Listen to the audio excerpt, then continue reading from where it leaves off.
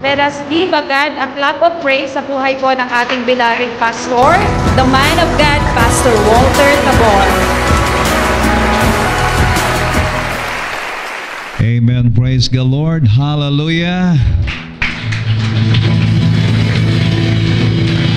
Praise the name of Jesus. Come on, I say hallelujah. I say praise the Lord. I say glory to Him. Now, this morning we're going to talk about obedience. Sabihin nga natin obedience. Obedience ka ba? Oh, disobedient. No? Ikaw ba'y masunurin? Okay, so obedience under law, there is obedience under law and there is obedience under grace. Bilang mga anak ng Diyos na nasa ilalim ng biyaya. Pag sinabi nating ilalim ng biyaya, tayo po'y nasa ilalim ng bagong tipan. Ang tipan, isang kasunduan na napakalagang maunawaan ng bawat mananampalataya. Lalong-lalo na po yung mga nangunguna sa paglilingkod, yung mga music team natin, lahat ng tumatayo, mga nag-EMC, mga nagtetek, lahat ng mga leaders natin, at mga Bible study leaders, cell group leaders natin, and everyone, you must understand what is the benefits of being in the new covenant. We are in the new, we are not in the old. Can you say this? I am not in the old, I am in the new. So tayo po'y nasa bagong kasunduan ng Diyos. So meron pong old covenant in our Bible and also we have this new covenant. At nandiyan po yan upang maunawaan po natin ang napakalinaw at napakadakilang at kamanghamanghang pag-ibig ng Diyos sa atin. Now, there is an obedience in the old and there is an obedience in the new. So, ibig sabihin, parehas na mahalaga ang pagsunod sa luma at saka sa bagong tipan. Pero ang tanong, paano nga ba ang pagsunod sa bagong tipan? Is it the same with the obedience in the old covenant? So yan po ang ating pong aalamin sa umagang ito sa pamamagitan po ng mensaheng ipapaabot sa atin ng Diyos. And I entitled this, Obedience Under Grace. Okay. In Deuteronomy chapter 28, verse 1 up to 3 or up to 2 ay ito pong sinasabi ng Panginoon. If you obey the Lord your God and carefully, sabihin nga natin carefully, dapat sumusunod ka carefully. Meron po talagang pag-iingat. Ibig sabihin ay make it sure na lahat ng bagay ay nasusunod mo. You don't miss one thing. So that is the condition. And the condition is if. The word if is the condition. The word if is the key. Siyang susi upang ang mga pangako ng pagpapala ay sumaiyo. So ito po yung sinasabi rito sa Deuteronomy 28, if you fully obey the Lord your God and carefully follow all His commands I give you today. How many commandments? How many commandments? How many commandments? Nobody answering. How many commandments? Ilan ngayon yung commandments na yon? 10. Well, we can say that the 10 commandments is the big 10. But there's a lot of commandments in the Bible. 613 commandments. So, paano mo masusunod? Carefully if you don't know the commandments. Right? Masusunod mo ba ang isang bagay na hindi mo alam? The hints, di ba? Of course not. How can you obey some law na hindi mo naman alam? Actually, walang baka wala dito makapag-memorize ng 10 commandment. Right? First commandment pa lang, hindi na alam. Okay, now, ano po ang condition dito? If you fully obey, then carefully follow, then all His commands, then the Lord your God will set you high above all the nations on earth. Verse 2, all these things, yung this doon ay plural. Okay? T-H-I-S, singular. T-H-E-S-E, plural. Tama? Pumasa ba kayo sa elementary? Okay. So, all this word this is plural. Ibig sabihin, maraming pagpapala. Hello? All these blessings will come on you and accompany you. Kaya lang, ang ganda na sana yung period na doon sa accompany you. Hello? Kaya lang, may karugtong. If. And again, the word if is conditional. Okay? If you obey the Lord your God. So napakahalaga po dito na ang pagsunod with a careful obedience and all, ibig sabihin, wala kang mamimiss, dapat masunod mo lahat. And then all these blessings will come unto you. And if you're gonna read verse 3 up to 13, napakaganda yung pangako ng pagpapala ng Panginoon. Okay? You shall be head and not the tail. Okay? You will bless in the city, you will be blessed in the country. Ibig sabihin, saan ka man magpunta, susundan ka ng pagpapala. Kahit anong gawin mo, ikaw ay pinagpala. Kahit sumpain ka, pagdapo sa iyo ng sumpa, pagpapala pagdating sa iyo. So ibig sabihin, you are protected. But the problem is, you need to carefully follow all His commandments. Hindi ba kayo kinabahan doon? Ha? O natuwa kayo? Hello? Another one. Deuteronomy 11:26 up to 28. See, the Lord says, I am setting you before you today a blessing and a curse. Grabe, no? Dapat puro blessing nilang, ba't ba meron pang sumpa? Kaya lang, yan ang kondisyon sa lumang tipan. There is a blessing if you obey, and there is a curse if you do not obey. Alin po ang mas madali? Sumunod o hindi sumunod? O nasa sa inyo yun. Alin ba ang mas madali? Okay? To obey or not to obey? Oo. Ang tanong, meron bang nakasunod? The Bible says, wala. So, ibig sabihin, sa tao, mas madali talaga mag-disobey. Tama? Now, the blessing, if you obey, verse 27.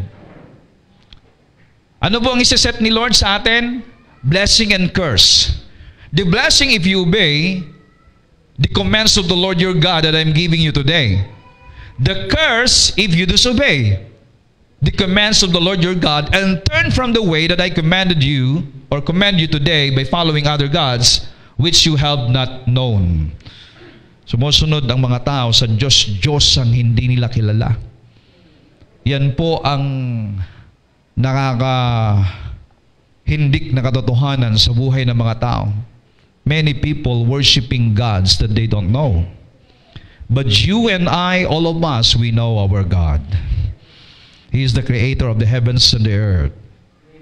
And our God loves us so much. That is our God. Now, dito. Again, it is a condition.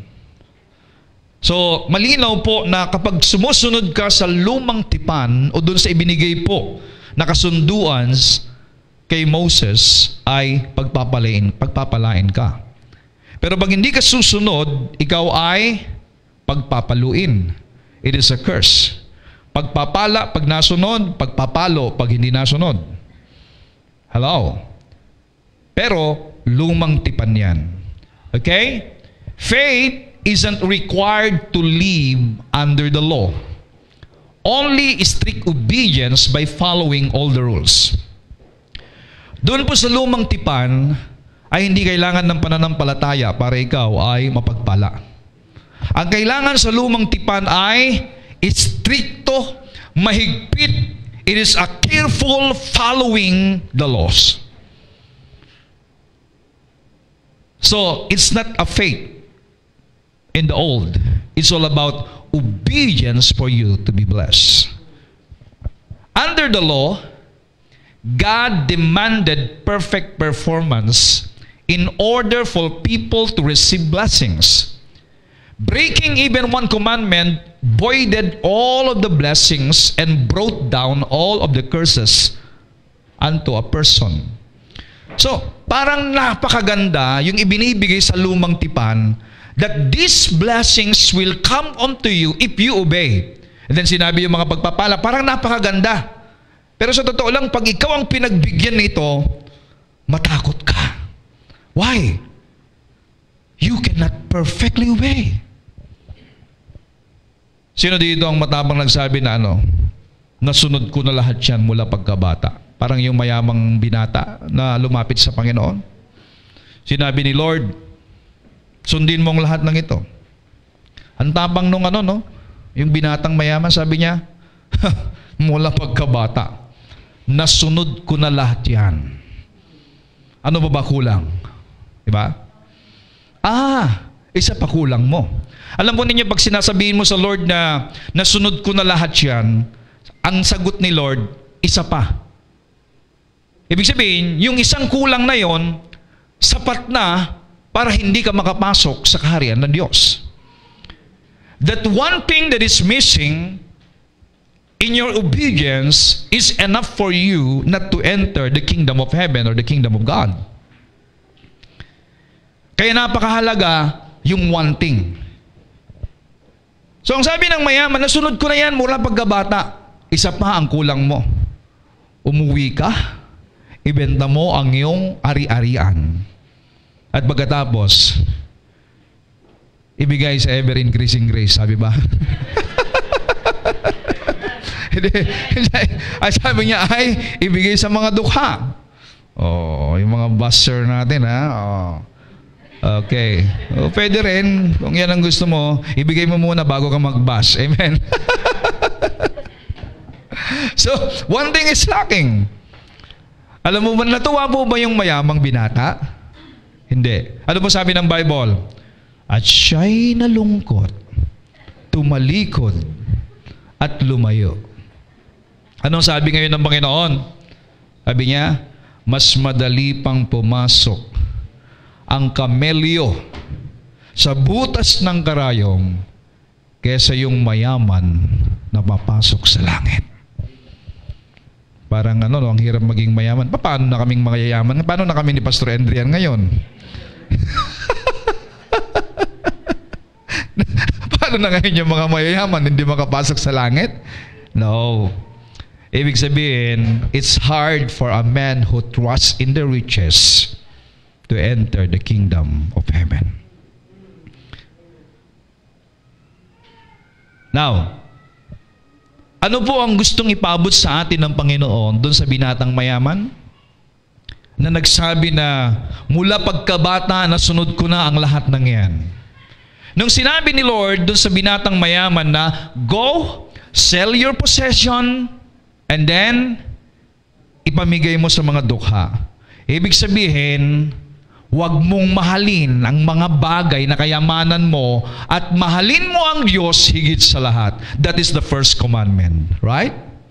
The first commandment is love God above all. More than your riches, more than anything else, more than everything in this world, and even to yourself, you have to love God above all. Nung sinabi ng Panginoon yun sa binatang mayaman, siya'y nalungkot. Ibig sabihin, first commandment pa lang, bagsak na siya. So yung mga nagsasabi ngayon na, I obeyed the law, para mong sinasabi, you're boasting before the Lord. Kung kaya mo nating sundin ang batas, ibig sabihin, hindi natin kailangan ang Diyos. Hindi natin kailangan na mabayaran ang ating pagkakasala. Wala tayong pagsalansang. But praise the Lord, hallelujah. Glory to the name of Jesus Christ. That is the reason why the Lord came. Para ipaunawa sa tao na yung batas sa lumang tipan na nangako ng pagpapala kapag ito'y nasunod mo ay hindi magawang sundin ng tao. Actually, people tried it. The religious leader tried it. The Israelites tried it. Pero ang conclusion po ng Bible is, all have sinned and fall short. Ibig sabihin, fall short. Hindi umabot sa pamantayan ng Diyos. No one is righteous. Walang nakasunod ng perpekto. Sapagkat ang sabi po ng James 2:10, whoever keeps the whole law and yet stumbles at just one point is guilty of breaking all of it. Ibig sabihin, isa lamang ang iyong madisobey, isa lamang ang iyong hindi nasunod, ay you break the whole law. Lahat ng batas. Katulad ng isang baso. Ang baso, kapag nablagyan mo ng lamat doon sa bibig ng baso, you break the whole glass. That's the law. Hindi mo kinakailangan na, like for example sa 10 kautusan, hindi kinakailangan ma-break mo ang 6 para ikaw ay bumagsak. At kapag 5 lamang ang na-break mo, 50-50 ka, ibig sabihin, pasado ka. That's not the standard of God. The standard of God is this. Para ikaw ay makapasa, ang dapat grade mo 100%. Sino dito ang estudyante na nabigyan na ng 100% na grado? 100% na 0. Okay? So, napakataas ang standard ng Panginoon. You know what? The standard of God is leveled up to His perfectness. Yung kanyang katwiran. That is God. Hindi pwedeng ibaba ni Lord ang kanyang standard. Kaya nga po, ang hinihingi po ng batas is perfect obedience. Sapagkat hindi pwedeng ibaba ng Diyos ang kanyang standard. Ngayon, mabuti na lang hindi po tayo nabuhay ng panahon ng lumang tipan. Sapagkat kung ikaw ay sisigaw ng Amen, susundin namin yan, Lord, ibig sabihin, nagyayabang ka sa harapan ng Diyos na hindi mo naman kaya. Oh, glory. Kaya nga po, may parusa kapag hindi ka sumunod. Now, James 2:10, ha? Yan po ang dahilan kung bakit lahat ng tao nagkasala, sapagkat isa lang ang mabreak mo, you break them all. Hallelujah. The good news is this, the fulfillment of the law. Christ came now to fulfill the law. Ano pong dahilan bakit pumarito ang ating Panginoon sa Kristo? To fulfill the law. Kaya po, lahat po tayong mga mananampalataya ngayon ay magkaroon ng malinaw na kaunawaan pagdating sa Kristyanismo. Matthew chapter 5 verse 17, think not that I am come to destroy the law or the prophets. Ibig sabihin, the book of the prophets. I am not come to destroy, but to fulfill, says the Lord. At ito pang sinabi niya, verily I say to you, till heaven and earth pass, one jot or one tittle or tittle shall in no wise pass from the law till all be fulfilled. In other words, hindi po pwedeng mapawalang kabuluhan, hindi pwedeng mapawalang bisa ang batas, kahit tuldok.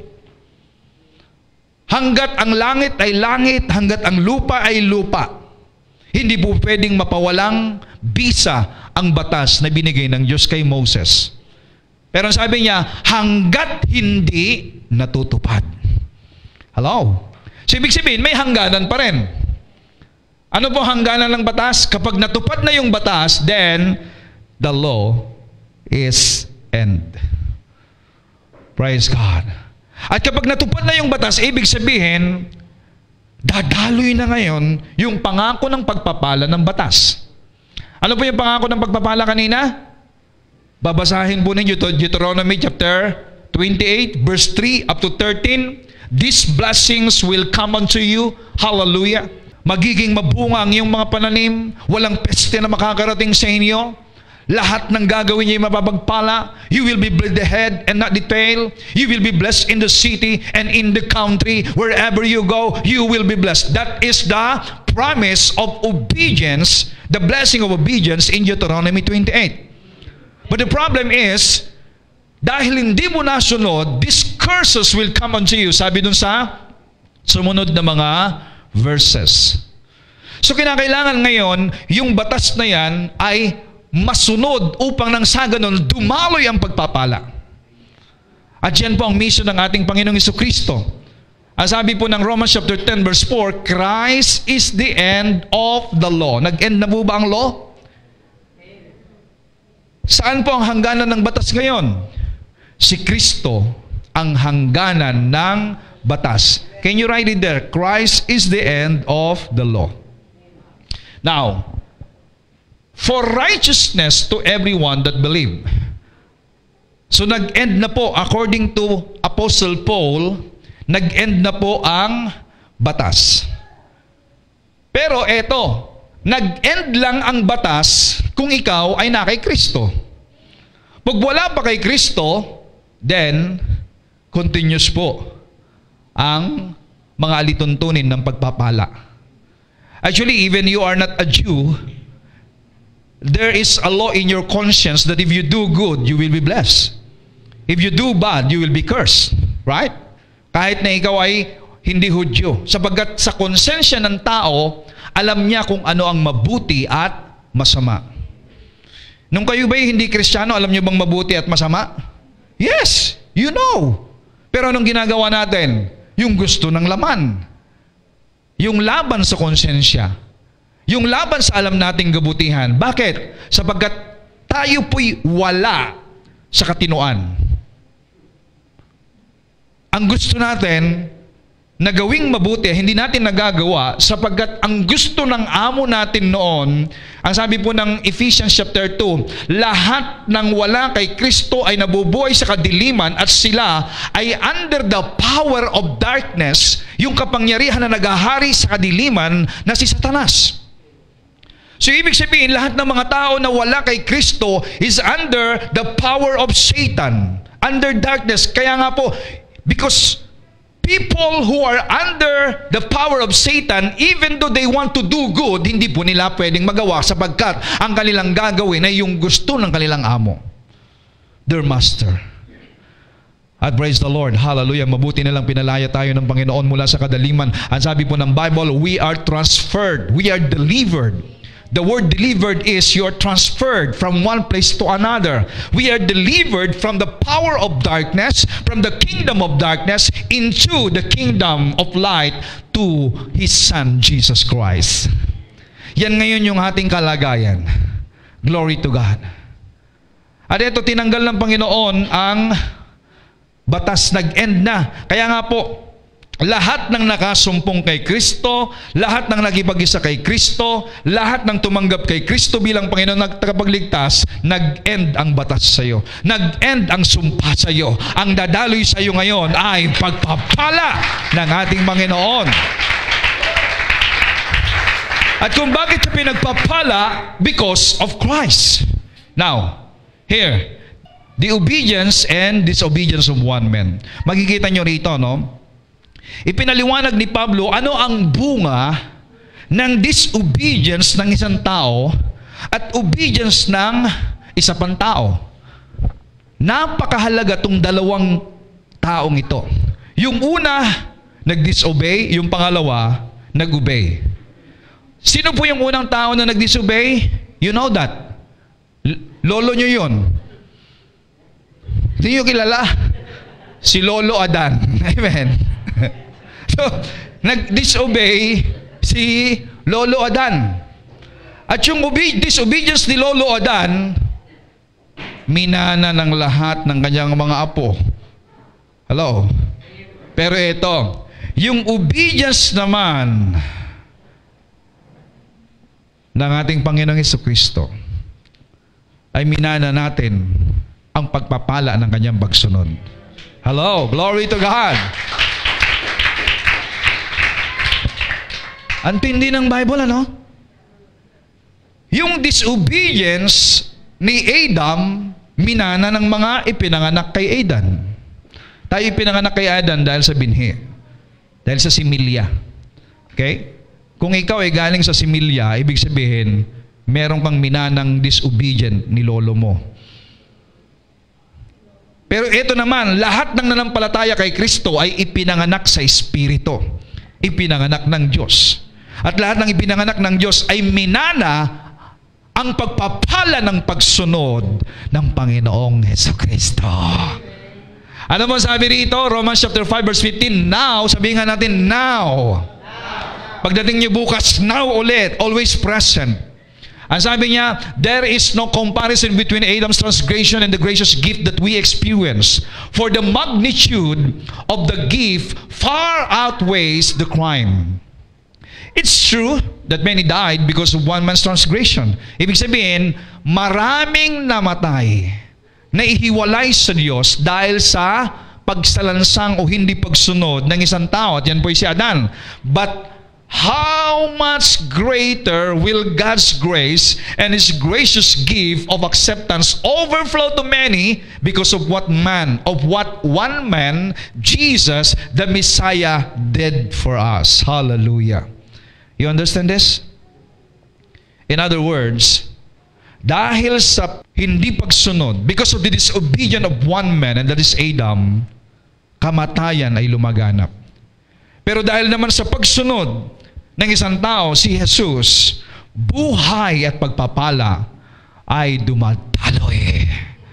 Kaya ka pala pinagpapala ngayon.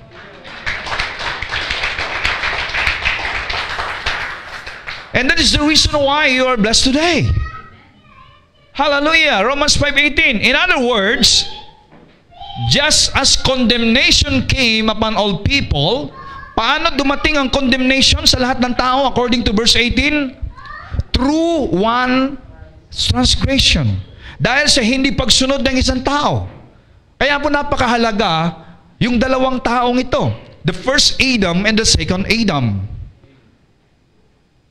Ay, walang kinalaman yung ginagawa mo, kapatid. Hindi ka nagkakasala dahil gumagawa ka ng mali. Ikaw ay makasalanan dahil sa ginawa ng lolo mo. At yung ginagawa mong mali ay bunga rin ng kanyang ginawa. So lahat ng sisi sa kanya, kawawa naman si lolo. Kasi bunga na lang yan eh. But ito mong maganda ngayon, praise God. So true, sabi niya, one righteous act of Jesus' sacrifice. Yun namang ginawa ng Panginoong Jesucristo, the perfect righteousness that make us right with God and lead us to victorious life. Grabe, no?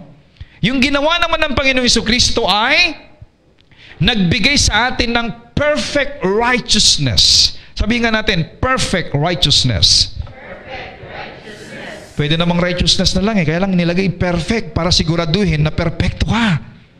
Kahit hindi perfecto ang pangalan mo. You are perfect. At ang sabi dito, maging ikaw ay tama sa paningin ng Diyos. At magdadala sa iyo sa isang matagumpay na buhay. So ito pong ginawa ng Panginoon Jesucristo ay nagdadala sa iyo sa matagumpay na buhay. At ito pa maganda, now available to all. Amen? Ilagay nga ninyo dun sa harapan ng perfect righteousness now available to all Candelarians. Amen. Now available to all Filipinos. Hallelujah. Saan po ang verse natin? Romans 5:18. Right? Okay, ilagay po ninyo dun sa sa inyong mga sasakyan. Perfect righteousness now available. Pakisulat nga po ninyo diyan, perfect righteousness now available. O, di ba? Yan ngayon ang ino-offer ni Lord sa atin. Libre, walang bayad. Kung ibinibigay niya, kung yan ang qualification para makapasok ka sa langit at para makatanggap ka ng pagpapala, at ito'y available na at libre pa, tapos hindi ka pa nakakuha, ewan ko na lang sa'yo. Hello? Kita niyo ang kabutihan ng Panginoon? Ha? Nakikita niyo bang kabutihan ng Diyos? Okay. At available daw sa lahat. Ibig sabihin, yung pong ini-offer na produkto ng Panginoon, na perfect righteousness, available to all, ibig sabihin, hindi po siya mauubusan ng produkto. Amen? Hindi katulad ng asukal na nakakapos sa panahon natin. Hello? At hindi siya magmamahal. Di ba kapag ang isang produkto nagkakapos ng supply, nagmamahal? Oh. Ang produkto ni Lord na perfect righteousness that is now available to all will never run out. Hello? It will never runs out. Therefore, hindi siya magmamahal. Libre pa rin. Amen! Hallelujah! Kaya kumuha ka na! Tanggapin mo na! Sapagkat yan po ang qualification for blessing this time. One man's disobedience opened the door for all humanity become sinners. Tingnan mo yung disobedient ni Adan, nagbukas na pintuan pa para sa pagkakasala. But praise the Lord, one man's obedience naman, and that is Jesus Christ, opened the door for many to be made perfectly right with God and acceptable to Him. Hindi ba kayo mapapahaleluya niyan? Hindi ba kayo mapapa-amen yan? Hindi ba kayo nagiging excited na mabuhay kapag ganyan ang naririnig ninyo? Kapag ganyan ang nababasa ninyo? Meron pa ba kayong dahilan para malungkot kapag ganyan ang sinasabi ng Diyos sa atin? Na ang pagpapala ngayon ay hindi na nakadepende sa pagsunod mo, kundi sa pagsunod ng ating Panginoong Jesucristo. Therefore, there is no more curse coming to you. So dito po sinasabi po ng Biblia na napakahalaga ang pagsunod. At ipinapakita rin po doon sa una nating binasa sa Deuteronomy na ang bunga ng pagsunod ay puro pagpapala. Kaya lang kailangan natin ng perpektong pagsunod.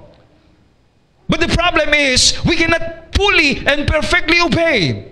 At dahil hindi mo maperpektong obedience mo, dahil hindi mo magawang sundin ang mga batas upang dumaloy ang pagpapala at sa pagmamahal sa iyo ng Panginoon, ibinigay niya ngayon ang kanyang buktong na anak na siyang susunod sa lahat ng mga batas upang lang sa ganun magbukas ng pintuan ng pagpapala at dadaloy sa iyo. Hallelujah! That is the reason now that the blessing is overflowing to you. At kinakailangan i-settle mo sa puso mo na wala nang sumpa na dadaloy sa iyo, kundi puro pagpapala dahil ikaw ay kay Kristo, sabagat si Kristo ang pintuan ng pagpapala at biyaya sa buhay mo.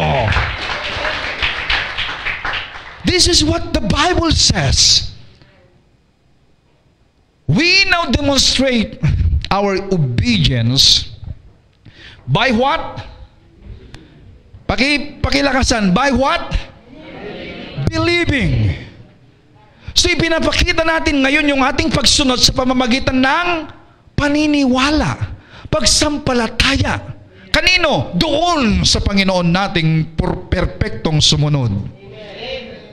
So ang kailangan mo para i-credit sa iyo yung pagsunod ni Kristo, paniwalaan mo si Kristo. Hello? Pero kung ikaw pa rin ang susunod, you have to expect. Galatians 3:10.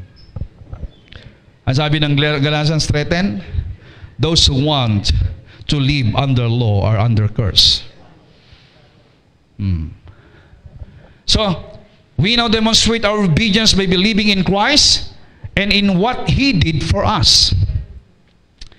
Because of what Adam did in the Garden of Eden, men were subsequently born as sinners. Tayo po yun noon. Because of what Jesus did on the cross, we can now be made righteous. Glory to God. Galatians 2:16. We know, do you know that? Sabihin nga natin, we know, I know. Yan. Pag sinasabi, ang galing ni Pablo, no? We know, alam nating lahat. Bagamat yung iba hindi pa alam, pero ngayon, alam nyo na. Amen? Tanungin mo yung katabi mo, alam mo na ba yun? So ano yun? Yung sinasabi ni Pablo na we know. Sabi ni Pablo, we know, ibig sabihin, dapat malinaw sa iyo ngayon, na alam na nating lahat. At kung hindi mo pa alam ngayon, malalaman mo na. Ano po yung dapat na malaman natin? No one received God's perfect righteousness as a reward for keeping the law. Walang makakatanggap ng perpektong katwiran ng Diyos sa pamamagitan ng pagsunod niya sa batas. Ganun ba yun? Hindi mo ba alam? Now, you know. Amen? Ngayon, alam mo na. Yan pong sinasabi ni Pablo. So dapat yun po, yung pong no one received God's perfect righteousness as a reward for keeping the law, dapat alam mo yun. Now, we know. Sabi mo nga ulit, now I know. Now I know. Ayan. Ano po yung alam nyo na yun? Yan! Alam na ni Sister. Glory! Hallelujah! Now she knows that no one received God's perfect righteousness as a reward for keeping the law. Pero alam po ninyo, marami pang di nakakaalam nito. Sino po nakakaalam? Tayo lang. Tsaka yung mga nakikinig. Amen? Sabihin mo nga, isigaw mo ulit, ngayon alam ko na. Ngayon alam ko na. Minsan pa, ngayon alam ko na. Ngayon alam ko na. O ano yun? Ano yung sinisigaw nyo na yan? Very good! Palakpakan natin ang Panginoon. Now you know. Ngayon, kung susunod ka pa rin doon, ipailalim mo pa rin ang sarili mo sa batas, now you don't still know. Hindi mo pa rin alam. At, ang sabi dito, paano natin matatanggap ang perfect righteousness ngayon? Only by the faith of Jesus. Tingnan nyo hinighlights ko po yan. Ipinost ko kanina umaga yan. By the faith of Jesus. Why not your faith? Why the faith of Jesus? Ang magbibigay ng katwiran sa tao is the faith of Jesus. You must see and understand the faith of Jesus. His faithfulness. Sino po yung his doon? Possessive. The faithfulness of Jesus. His faithfulness has saved us. Past tense yung save. Bakit past tense? May D. Hello? With ED. And we have received. Past tense ulit. Bakit past tense? With ED. Natututo kayo ng English. Amen? Pag merong pong ED, ibig sabihin, nangyari na, naganap na. Yung sinabing has saved us, ibig sabihin, hindi pa ililigtas. Ikaw ay ligtas na. Nung sinabi na, we have received, ibig sabihin, hindi yung matatanggap pa lamang. Dahil past tense na, ibig sabihin, nasa iyo na! Hallelujah! Kung hindi mo pa wala talaga sa akin, pastor Kaya ka pananampalataya. You cannot sense it by your five senses, but you can see it in your faith. When you open up the eyes of your faith, you can see that all this righteousness, this perfect righteousness, ay nasa sayo nung ikaw ay nanampalataya kay Kristo. Ano mo ang sabi yan? His faithfulness has saved us. We have received God's perfect righteousness. Ano daw yung natanggap natin dito? Hallelujah. So meron ka na nun. Pastor, ba't sabi ng asawa ko, wala raw? Ano paniwala mo yung asawa mo, yung sinasabi ng Biblia? Ayun na nga matindi. Pinapaniwala, huwag mong paniwala ang asawa mo. Amen? Huwag kang makinig sa asawa mo dahil nakinig si Adan sa kanyang asawa na pahamak siya. Amen? Ay,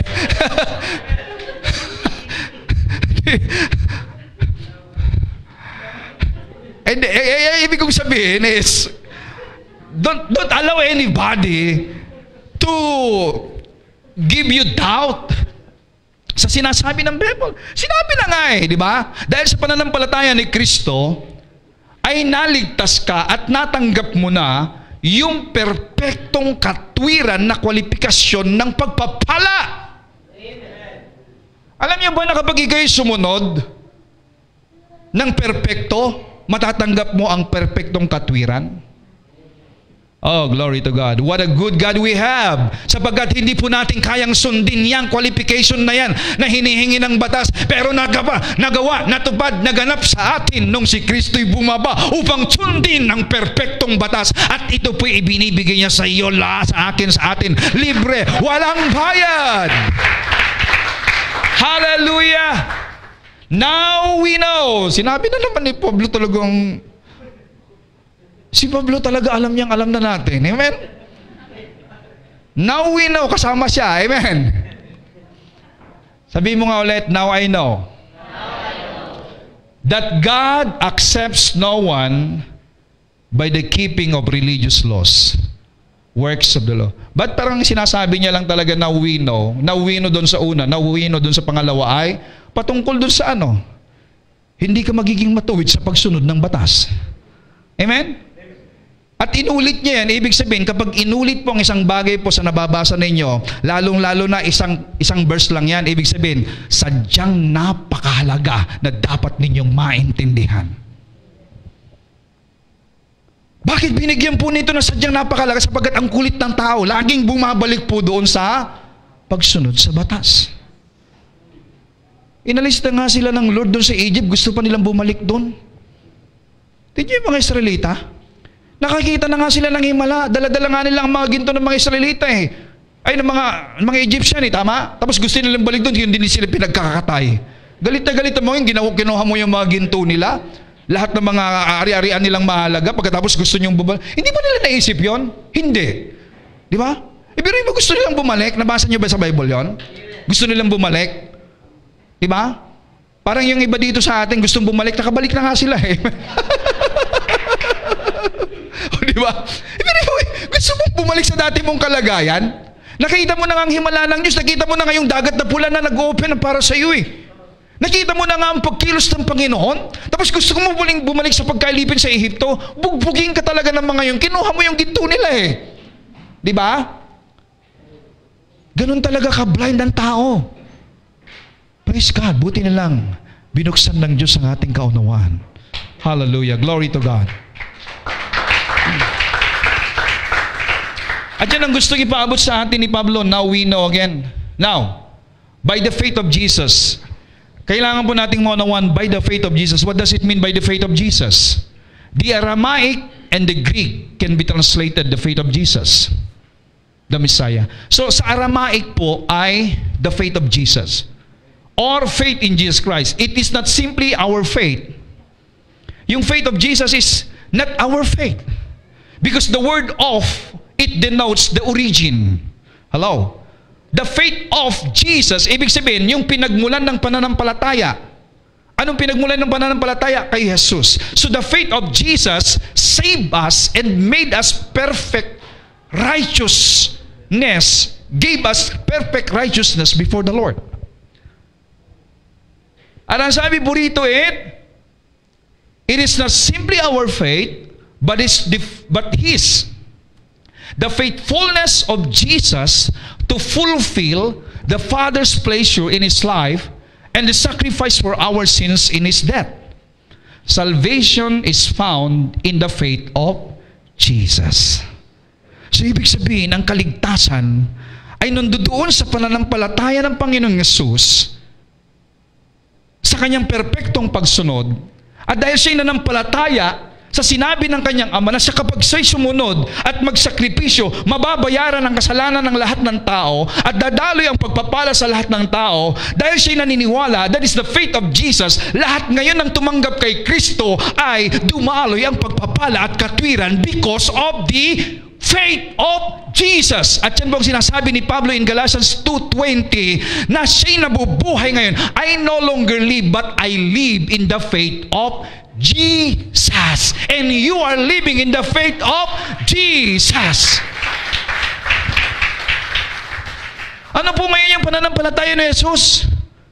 Na lahat ngayon ng mga tao sa pamamagitan ng kanyang sakripisyo ay bayad ang kasalanan nila. That is the faith of Jesus. So ang buhay din natin ngayon is we are living in the faith of Jesus. Because we are in Jesus. Hallelujah. I love that. Glory to God. What a beautiful mystery of God's plan for humankind. This is the mystery. Hallelujah. Sabihin nga natin, what a mystery. What an amazing grace. Glory. Hallelujah. Tingnan niyo yung sinabi ni Apostle Paul. ang kanyang confession at compassion niya. Philippians 3:8, I count everything as loss compared to the priceless privilege. Ano kaya yung sinasabi niya na priceless privilege? Sabihin nga natin, priceless privilege.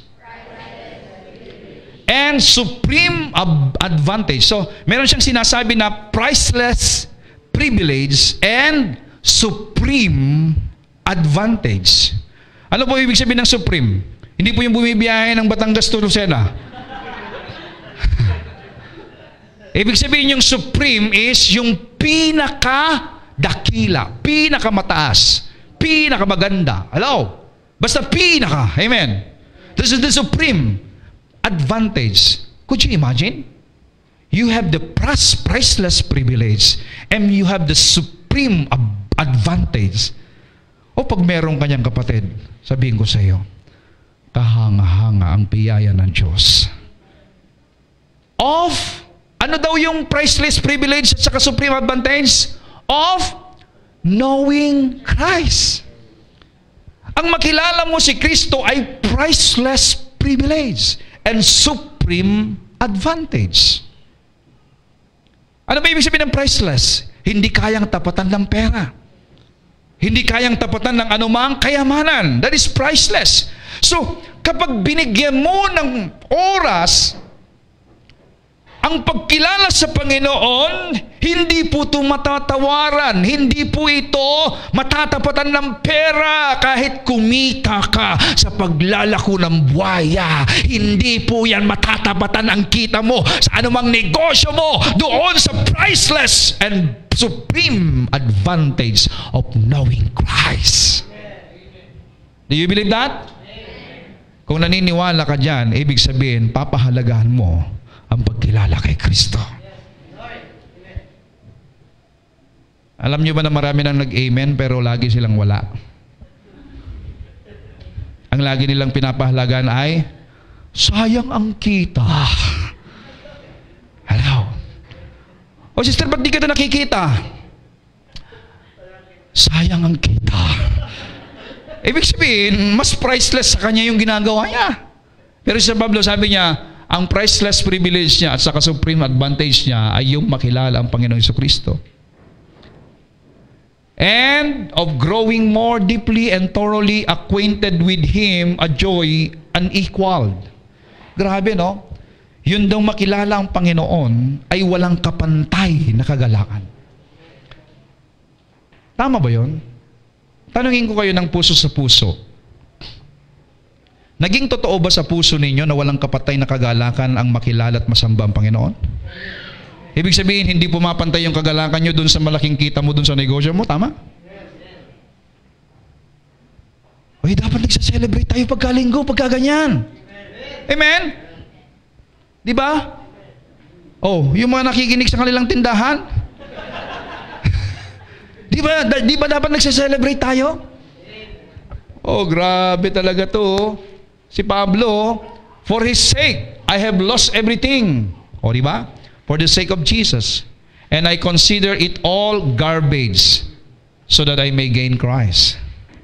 Alam po ninyo, hindi mo mapapahalagahan ang Panginoon hanggat hindi mo nakikita na siya ang mahalaga sa lahat sa buhay mo.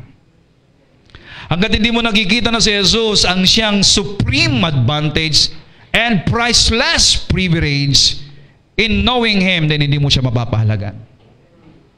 Laging mas mahalaga sa iyong ginagawa mo. Biro mo, nandito tayo na nagsa-celebrate. Amen? Pagkatapos nandun ka, nagsasakripisyo. Nasa ilalim ka ng batas ng iyong sakripisyo, effort. Amen? Sabi mo nga sa katabi mo, now you know. Ayan. Verse 9. Ang sabi po dito sa Philippians verse 9, my passion is to be consumed with Him and not cling to my own righteousness. Based in keeping the written law, my only righteousness, sabi ni Pablo, will be His, the righteousness of Jesus. Based on the fullness of Jesus Christ, the very righteousness that comes from God. Yun daw ang kanyang passion, ang ma-consume. Ibig sabihin na ma-consume is ma-fully understood ng kanyang mind, na sa kanyang ugat, buto, balat, balon-balunan, atay, no? Lahat maging kanyang abdo ay masaturate ng katwiran, ng katotohanan, na ang kanyang katwiran ay si Kristo. Parang sinasabi niya, all of my genes, all of my cells, all of my being, even my internal organs, hindi lamang ang puso ko ang sumisigaw, kundi maging ang kidney ko, atay ko, balon-balunan ko, at lahat ng bagay sa maging ang kalingkingan ko, lahat ng nabubuhay sa kalamnan ko ay sisigaw na si Kristo ang katwiran ko. Yan ang sinasabi ni Pablo. Kung meron pang mas malalim na paliwanag dyan, yun ang gusto niyang ipaabot sa atin. Maintindihan lamang natin na wala siyang ibang isinisigaw na katwiran kundi si Kristo, at yan ang nais niya. At sinasabi niya na priceless privilege and supreme advantage. Hallelujah. Ano sabi niya? I consider it dung. Alam niyo ba yung dung? D-U-N-G. Sa Tagalog po ay tai, basura, waste, garbage. Yan po ang sabi niya. Lahat ng bagay na meron ako, maging yung mga diploma ko nung ako ay pariseyo pa, I consider it all dung. Makamtan ko lamang ang lalong higit na mahalaga, at siya na yung pagkilala sa kay Kristo. Oh, glory to the name of Jesus. Under grace, God sees unbelief as disobedience. Kapag hindi ka naniniwala sa sinasabi ng Panginoon, lalo na sa tinapos na gawa ng Panginoong Jesucristo, that is disobedient in the sight of God under grace. Hello? The only thing that can now send us to hell is not believing in and rejecting Jesus as the final payment for our sins. Kaya kapag ikaw ay hindi naniwala kay Jesus sa kanyang tinapos na gawa, then that is disobedient. If you don't believe that Christ is your righteousness, that Christ is your blessing, that is disobedient. If you don't believe that through the sacrifice of Christ Jesus, all your sins has been taken away, that is disobedient. Kaya po lahat ng mga hindi naniniwala sa ginawa ni Kristo at naniniwala kay Kristo, that is disobedient. And those disobedient people are not worthy of blessing. And because you believe in Christ, meaning you obeyed perfectly. And because of that, yung pong sinasabi ng Deuteronomy 28, verse 3 up to 13, these blessings will come unto you. Therefore, bukas mo ang mga kamay mo at tanggapin mo ang nag-uumapaw na pagpapala ng Diyos sa buhay mo. Hallelujah! John 6:28, nagtatanong po yung mga Hudyo, what are we to do so that we may habitually be doing the works of God? Tingnan nyo, mga Hudyo talaga, naka-sink in sa mind nila, is about do. Why? Because the law is all about do. Doing. Anong gagawin namin? Anong dapat namin gawin? Anong sabi ni Lord? Jesus answered, this is the work of God, that you believe. Sinabi ba niya, ito ang alituntunin na gawin ninyo. Step number 1, number 2, number 3, number 4, number 5, number 6. 613 laws. Sinabi ba niya? No. Believe. Ano po ang i-believe? Adhere to, trust in, relying on, and have faith. Kanino? In the one whom He has sent. Sino po yung ipinadala? Si Jesus. So ang paniniwala kay Jesus ay pagsunod perpekto sa Diyos. Hallelujah! Praise God! So alam niyo na ngayon ang pagsunod sa bagong tipan. Ang pagsunod sa bagong tipan ay ang paniniwala sa isinugo ng Diyos. At yan ang Panginoong Jesucristo. Obedience under the law, under the law is all about your obedience, perfect doing of the rules and regulation. But obedience under grace is believing in Christ Jesus. I believe I am healed. I believe I am blessed. I believe I am rich. I believe I am forgiven. I believe I am accepted. I believe the Lord loves me. I believe the Lord pleasing at me. I believe I am karito. I am highly favored. I believe that I am covered by the blood of Jesus Christ. I believe that mercy, grace follow me all the days of my life. And because you believe, you have perfect obedience. Hallelujah! Glory to God! Sabihin nga ninyo, because I believe, I have perfect obedience. Palakpakan nyo ang inyong mga sarili at palakpakan natin ang Diyos na buhay. Glory! Jesus, our perfect high priest, is now the source of eternal salvation. And you know, salvation there is sozo or soteria. Ibig po sabihin yung salvation is nakapaloob doon ang healing, ang prosperity, ang eternal life, everything that you need pertaining to life. Nakapaloob po doon. Success, victory, nandoon po sa salvation. Kaya nga po package yun eh. Now, si Jesus ngayon ang source ng lahat ng yon. Do you believe that? Then you are obedient. Amen? Wow. Sabi mo, I am obedient. Because I believe in Jesus. Hebrews chapter 5 verse 9, in this way God qualified him, speaking to Jesus, as a perfect high priest, and he became the source of eternal salvation for all those who obey him. Yung obedience dito na sinasabi, that is believing. Hello? Obedience in the new covenant is believing in Christ Jesus. Pakisulat nga po ninyo para hindi nyo makalimutan. Obedience in the new covenant is believing in Jesus. Hallelujah. So, natanggap ninyo, pinaniwalaan ninyo, at natanggap ninyo ang eternal salvation. Ano po yung natanggap? Eternal salvation. Hindi eternal damnation, ha? Eternal salvation. Sino po nakatanggap? Those who obey Him. Sino po yung sinasabing obey Him? Those who believe. Hallelujah. The Holy Spirit also is given to those who obey Him. Those who believe.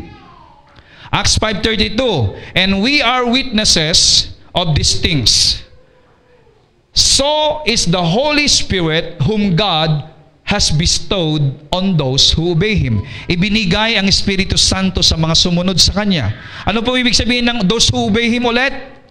Okay? Those who believe in Him. Malinaw po ba sa atin yon? Pag meron po kayong naririnig o nababasa sa bagong tipan na those who obey Him, meaning those who believe in Him. Malinaw? Kasi pag hindi po malinaw sa atin, now you don't know. Pero sabi ni Pablo, now you know that obedience in the new covenant is believing in Christ Jesus. Ano ngayon dapat nating paniwalaan? Si Kristo, binayaran na niya at lahat-lahat. Kaya nga po, the more that we know what Jesus Christ has done, the more that we obey. Ibig sabihin, the more that we believe. And because the more that we believe, the more that the blessing will flow. Glory to the name of Jesus Christ. Now, there has been a major shift from the old covenant of the law, of the new covenant of grace, as far as what it means to obey. Ano po yung shifting na nangyari? Under the law, obedience occurred first with the people's action. So yung pong paggawa ng tao, yun pong obedience sa lumang tipan. But doon po sa ilalim ng biyaya, it occurs first with our belief. Nangyari ang pagsunod sa bagong tipan sa pamamagitan ng paniniwala. And again, you cannot believe without hearing. Kaya nagsisimula lahat ito sa pakikinig. At kapag ikaw ay nakarinig at naniwala, then you obeyed. Understanding and benefiting from God's new and living way requires that we simply trust in Him without mixing the law with grace. Kaya nga po, we need to rightly divide the word of truth. Lalong-lalo na ang Biblia natin merong lumang tipan at bagong tipan. Kaya kapag nagbabasa tayo at malinaw sa atin kung saan tayo nakapailalim at ano ang dapat nating sinusunod. So, again, what is obedience under the new covenant? Believing! Hallelujah! O, sabihin ko yung answer ha. The obedience in the new covenant is believing. Now, question. What is obedience in the new covenant? Believing. Yung iba duda pa rin, ano? Parang hindi. Alam mo, kapag duda ka kasi, hindi mo talaga, kapag duda ka kasi, hindi ka talaga makapag-believe eh. Hello? Glory to God. Okay, now, let's go here for the last. Under law, obedience is the condition of blessing. Under grace, obedience is the fruit of believing in Christ. Hallelujah. Under law, obedience comes first before blessings. Under grace, believe in the finished work of Jesus Christ and all blessings be given to you. Acts 16:31, believe, sabi ni Pablo doon sa gwardiya, sa prison. Believe in the Lord Jesus as your personal Savior and entrust yourself to Him and you will be saved. You and your household if they also believe. Kapag sila'y nakarinig ng mensahe.